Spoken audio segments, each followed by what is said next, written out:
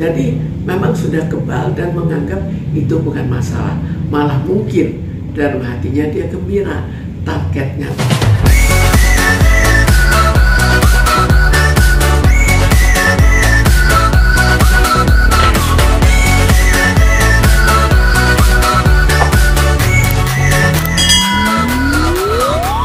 Kita lihat orang tuanya, kalau orang tua jelas pasti dia mempunyai perasaan terhadap anaknya. Walaupun mungkin dia akhirnya ikut sebagai pelaku, tapi masih adalah perasaan anak. Tapi kalau bapak kandungnya, dia kan tidak terlibat sama sekali. Jadi jelas perasaannya itu sangat-sangat terharu dan sangat sedih. Apalagi melihat anaknya sampai seperti itu, anaknya mungkin tidak tahu bagaimana pada saat akhirnya anaknya diserahkan pada ibunya.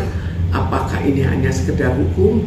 Apakah dia sebetulnya juga ingin anaknya ikut dia? Itu kan kita tidak tahu. Lalu kita lihat kedekatan dia dengan bapaknya. Kalau dilihat dalam beberapa adegan kan, dia bukan adegan tapi beberapa peristiwa, dia kan dekat dengan bapaknya. Jadi mestinya memang dia dekat dengan bapaknya. Yang disayangkan adalah kenapa kok kurang diikuti masalah anak dibandingkan ibunya, kedekatan ibunya dengan anak ini. Apakah ibunya dekat? Karena ini akan ikut menentukan kemungkinan bahwa ibu ini lebih mungkin untuk ikut terlibat.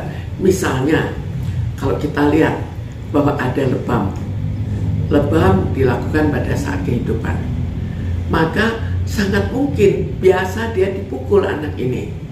Walaupun misalnya anak itu nakal, tapi nakal itu sebagai akibat dari apa? Kalau anak terlalu tidak kita sayang, anak itu otomatis akan nakal. Jadi, kalaupun terjadi kenakalan, mestinya introspeksi. Tapi bukan akhirnya tidak menyenangi anak dan membiarkan anak sampai pada diserahkan ke kekasihnya.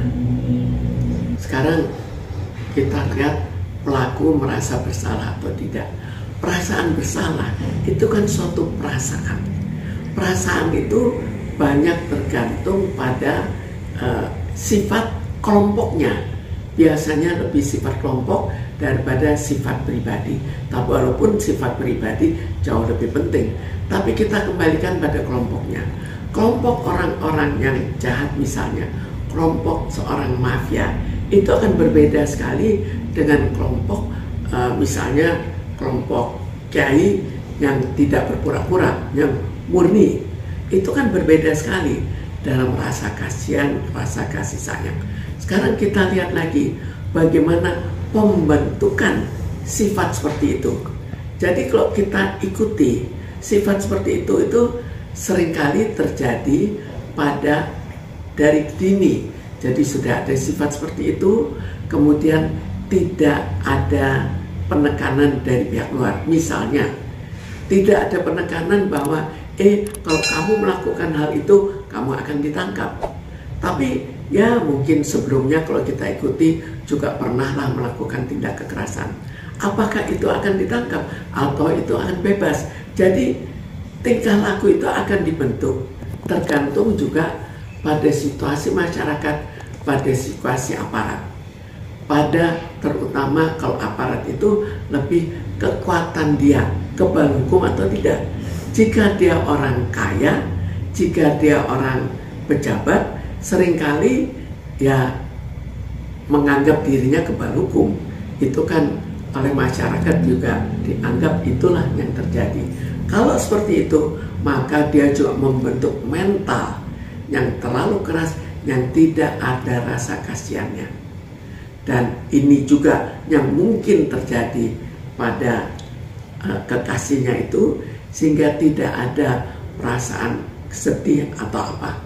Jadi ya menganggap itu hal yang biasa sesuai dengan target yang diinginkannya. Karena kalau kita lihat dari ibunya Dante, sampai sekarang kita belum tahu persis apakah ibunya Dante ikut terlibat atau tidak.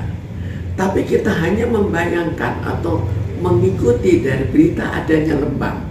Dan lebam itu terjadi sebelum dia dibunuh. Maka kira-kira dari mana? Kan lebam tidak bisa kita lakukan di dalam air kan.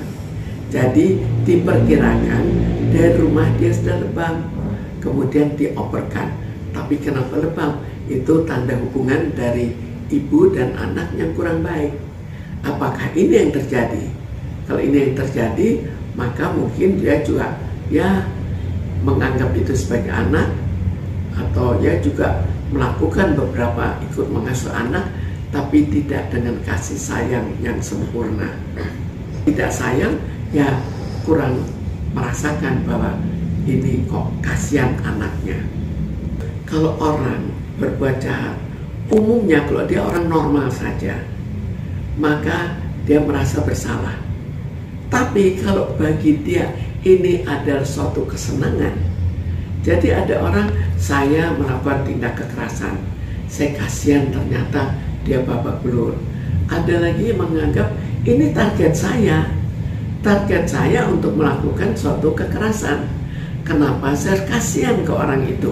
Jadi memang sudah kebal dan menganggap itu bukan masalah.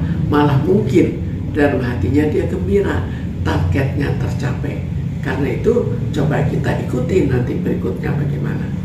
Bagaimana proses hukumnya, bagaimana proses rekonstruksi dan pengikutan.